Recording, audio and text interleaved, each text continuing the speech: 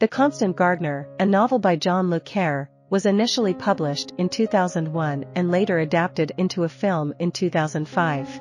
The story revolves around Justin Quayle, a British diplomat stationed in Nairobi, Kenya, whose activist wife, Tessa, is murdered under suspicious circumstances. Doubting the official narrative provided by the police, Justin embarks on a personal quest to uncover the truth. Along the way, he uncovers a complex web of corruption and pharmaceutical greed, leading to an international conspiracy.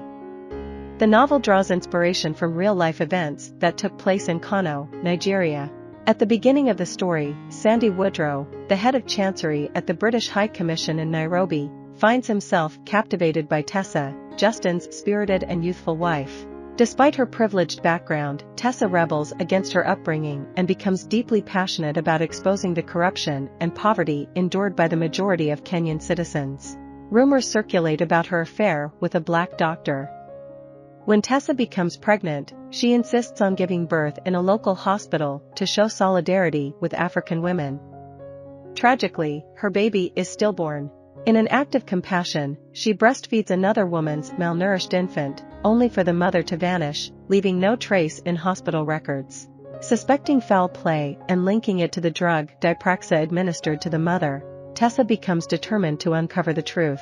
Tessa and local doctor Arnold Bloom firmly believe that the pharmaceutical giant 3Bs is responsible for the mother's death, suspecting that she received an experimental treatment. As they dig deeper into their investigation, Tessa confronts Sir Kenneth K. Curtis, the CEO of 3Bs, putting pressure on him to reveal the corporation's secrets. Shortly after Tessa's death, her lifeless body is discovered in a jeep deep in the wilderness, accompanied by the absence of Arnold Bloom, her companion during the trip.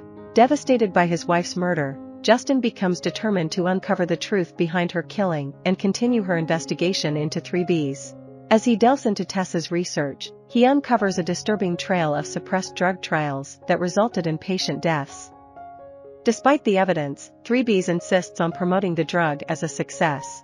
Bloom, framed for Tessa's murder, becomes a target with a warrant issued for his arrest. In his relentless pursuit of the Dipraxa mystery, Justin embarks on a journey across Europe and eventually finds himself in Saskatchewan, Canada. There, he meets with Dr. Laura Emmerich, who reveals the dangerous truth about Dipraxa, a highly profitable drug concealed by its manufacturers. Justin learns that the drug is being secretly tested on impoverished communities, with poor Africans serving as unwitting subjects for the experiments. The drug's devastating effects are deliberately hidden from the world. While leaving the headquarters of KVH, Justin and Dr. Emmerich encounter a dangerous situation. They discover that the tires of Justin's car have been slashed, and they narrowly escape two menacing vehicles.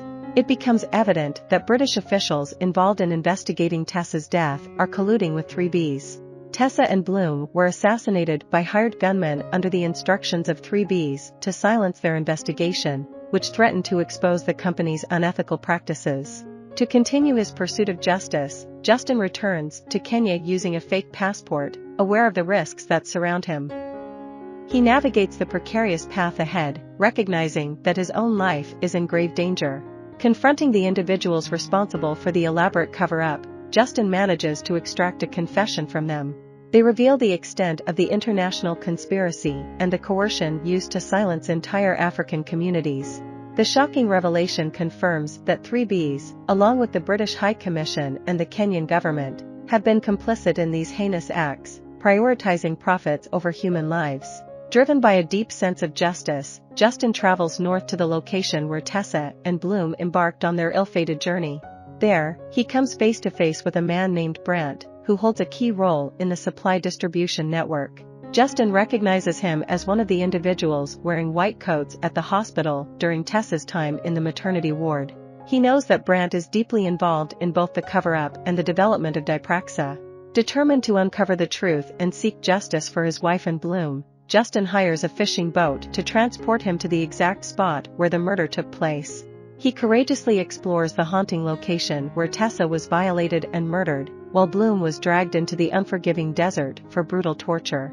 As the sound of approaching vehicles reaches his ears, Justin realizes with a heavy heart that it is the same group of mercenaries responsible for the deaths of the doctor and his wife. In that moment, he understands that his own life is in imminent danger, facing the grim possibility of his own demise.